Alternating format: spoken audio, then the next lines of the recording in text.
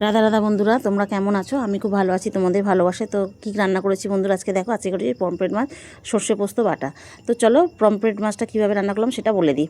Pomfret মাছটা কেটে ধুয়ে নুন হলুদ ভালো করে মাখিয়ে নিয়েছি, নিয়ে একটু সর্ষে পোস্ত আর 5টা 6টা কাজু বাদাম বাটা একসাথে বেটে নিয়ে দিয়েছি। তো বন্ধুরা এখানে পোস্তর ভাগটা 90% আছে আর সর্ষেটা আছে 10%, মানে একদম সর্ষেটা কম।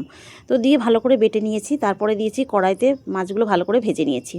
মাছগুলো ভেজে তুলে নিয়ে কড়াইতে কালো জিরে আর কাঁচা লঙ্কা দিয়ে ভাজা করে নিয়ে তারপরে সর্ষে পোস্ত বাটাটা দিয়ে নাড়াচাড়া করে নুন হলুদ দিয়ে ভালো করে জল ঢেলে দিয়েছি। বেশিক্ষণ কষাতে লাগবে না বন্ধুরা, ওটা দিয়ে জল ঢেলে দিয়ে ফুটে উঠলে মাছগুলো দিয়ে তার মধ্যে সামান্য একটু ফুটে উঠলে সামান্য একটু চিনি আর তার মধ্যে একটু ধনেপাতা, 2-1টা কাঁচা লঙ্কা আর কাঁচা সর্ষের তেল ছড়িয়ে গরম ভাতের সঙ্গে পরিবেশন করো। অসাধারণ স্বাদ। বন্ধুরা কেমন লাগলো আমাকে কমেন্ট করে জানিও।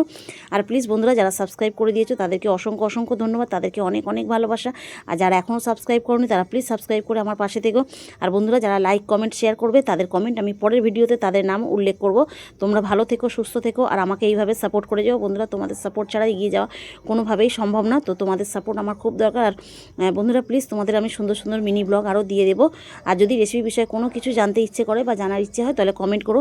আর বন্ধুরা আমার হোম ডেলিভারির ব্যবসা আছে, যদি হোম ডেলিভারি লাগে তো আমাকে কমেন্ট করো, আমি হোম ডেলিভারি বিষয়ে বলে দেবো।